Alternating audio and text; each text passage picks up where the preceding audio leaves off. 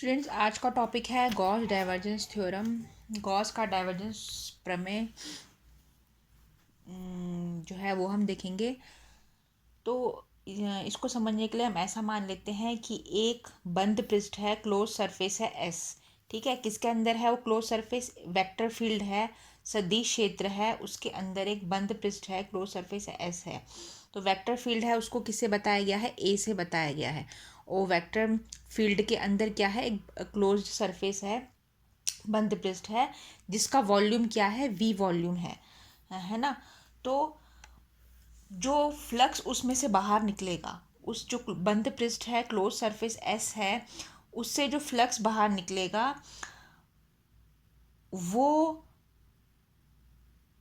किसके बराबर होगा? जो उसके छोटे से एलिमेंट से जो फ्लक्स निकल रहा है उसके बराबर होगा। तो उसको हम इस प्रकार से बता सकते हैं। ये है गॉस डाइवर्जेंस थ्योरम।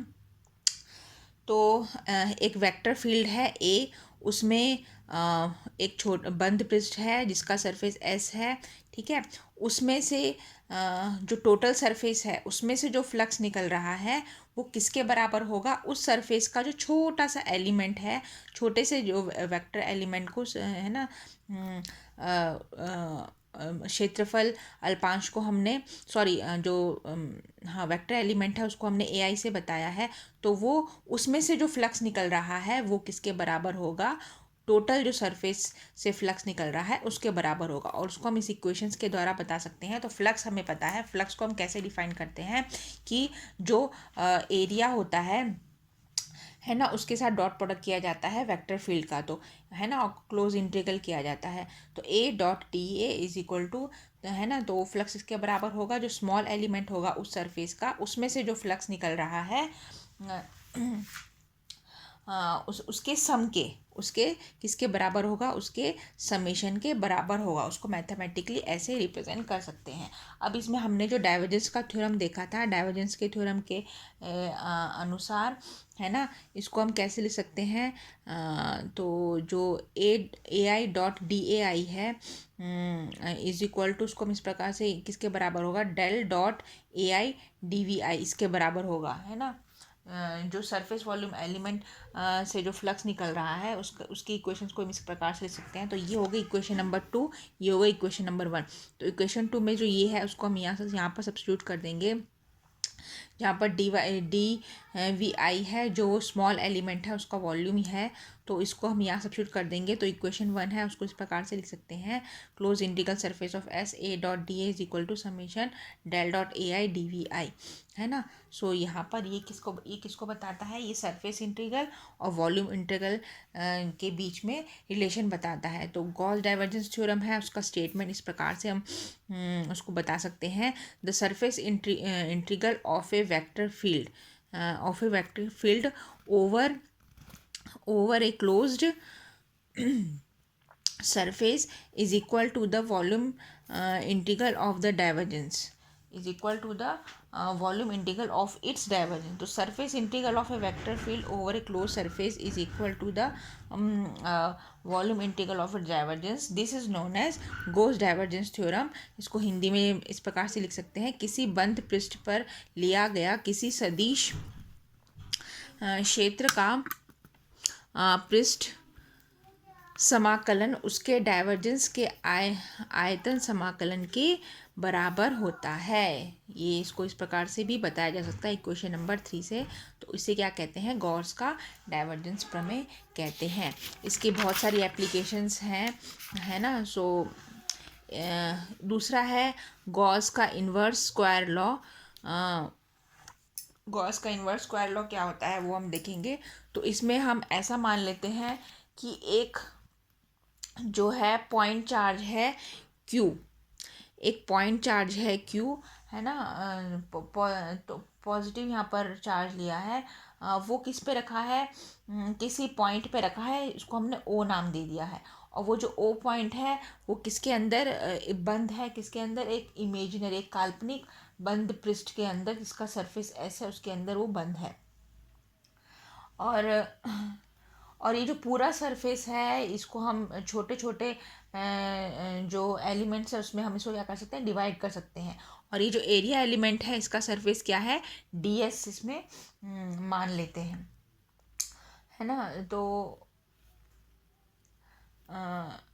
और वो किस पॉइंट पे है, पी पॉइंट। ये जो पॉइंट है इसको हम पी पॉइंट ऐसे मान लेते हैं, ये पूरा टच होगा यहाँ पर, इसको हम पी पॉइंट पे है। तो ये क्लोज्ड सरफेस है जिसने इंक्लोज किया है इस बिंदु पे, वो बिंदु पे एक चार्ज इंक्लोज कर रखा है। इमेजिनरी सरफेस एस है, ये छोटे छोटे स्मॉल एलिमेंट से मिलके बना है।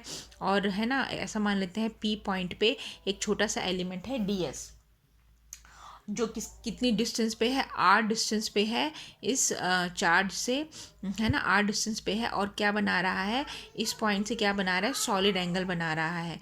ठीक है, सॉलिड एंगल डी ओमेगा, इसको डी ओमेगा से बताते हैं, बना रहा है। इसका जो सरफेस है वो क्या है, ds है, इसका सरफेस ds है।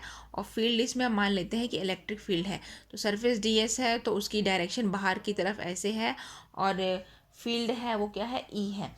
तो जो इसकी इंटेंसिटी होगी, है ना, इस जो इलेक्ट्रिक फील्ड की इंटेंसिटी होगी, तीव्रता जो होगी इस एरिया एलिमेंट पे, उसको किस तरीके से बता सकते हैं, E इज इक्वल टू इस पॉइंट के इस पॉइंट चार्ज द्वारा, इस पॉइंट चार्ज द्वारा इस सरफेस पे, इस सरफेस ds पे जो इस फील्ड की इंटेंसिटी होगी, है ना, उसको E is equal to 1/4πε/q/r² r cap ऐसे बता सकते हैं। तो यहाँ पर ds क्या है, एरिया एलिमेंट है, ds यहाँ पर एरिया एलिमेंट है। और इस एरिया जो ds है इसमें से जो फ्लक्स निकल रहा है उसको हम d5 बोलेंगे। ये जो एरिया एलिमेंट ds है इसमें से जो फ्लक्स निकल रहा है इसको हम d5 बोलेंगे। और फ्लक्स के according to the definition of flux, तो it is equal to the vector, vector इसमें क्या है, इलेक्ट्रिक फील्ड है E डॉस उसके एरिया एलिमेंट के साथ डॉट पॉइंट, तो E डॉट ds जो है d5 फ्लक्स है उस है ना एरिया एलिमेंट का। तो इसमें E की जो वैल्यू है ये हम यहाँ रख देंगे, तो ये हो जाएगा 1/4πε q/r² r cap dot ds। अब r डॉट ds क्या है, r dot ds solid angle जो है उसका मैं एक आपको भेज दूंगी, उसके अकॉर्डिंग r डॉट ds को हम कैसे लिख सकते हैं, it can be written as, है ना, डॉट प्रोडक्ट है तो r ds cos थीटा, है ना, r ds को, अब ये r इसमें क्या है, r is the unit vector जो है ना 1, इसको हम ले सकते हैं। So this can be written as ds cos theta, इसको लिखा जा सकता है। तो ये हो जाएगा d5 क्या हो जाएगा, फ्लक्स जो है एरिया एलिमेंट का, है ना, d5 is equal to 1/4πε/q/r², और इसके बदले क्या हो जाएगा, r डॉट ds के बदले ds cos थीटा। सो ये जो सॉलिड एंगल की जो डेफिनेशन है उसके अकॉर्डिंग में क्या होता है, वो सॉलिड एंगल की डेफिनेशन में जो एरिया एलिमेंट होता है ना, जो उसका अपॉन r², उसके डिस्टेंस के r², इसका मैं सॉलिड एंगल का छोटा सा वीडियो है वो मैं भेज दूंगी। So according to the definition of solid angle D omega is equal to ds cos theta upon r²। तो यहाँ पर हम क्या रख देंगे इस इक्वेशन में, ds cos theta upon r² के बदले हम क्या रख देंगे, डी ओमेगा।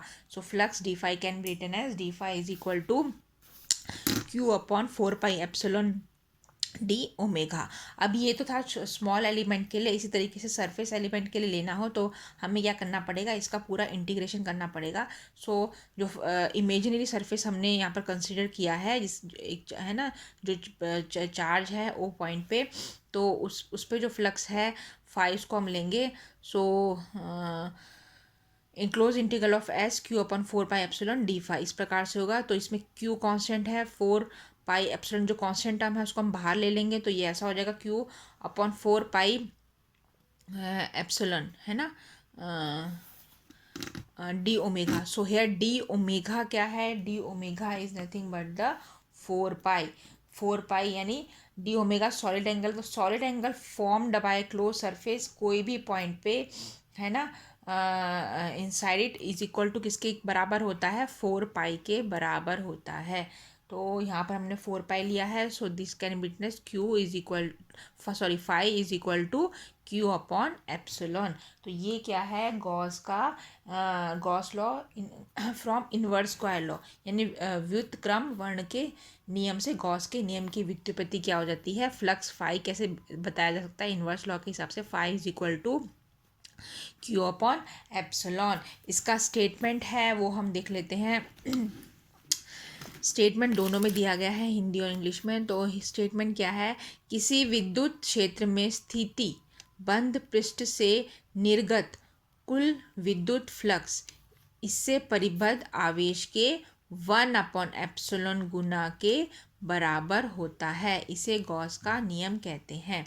तो है ना, the total electric flux emerging from a closed surface, emerging from a closed surface situated in electric field, कोई भी फील्ड हो सकता है ना, वेक्टर फील्ड है, तो is equal to 1/ε times the charge enclosed by it, this is known as Gauss law. तो इसमें जो फ्लक्स होगा बंद पृष्ठ में के अंदर जो चार्ज है उसका जो फ्लक्स होगा वो 1/ε टाइम्स, और उसका चार्ज का जो वैल्यू होगा उसके बराबर क्या होगा, फ्लक्स होगा। सो ये था Gauss law from inverse square law. छोटे मार्क में पूछा जा सकता है।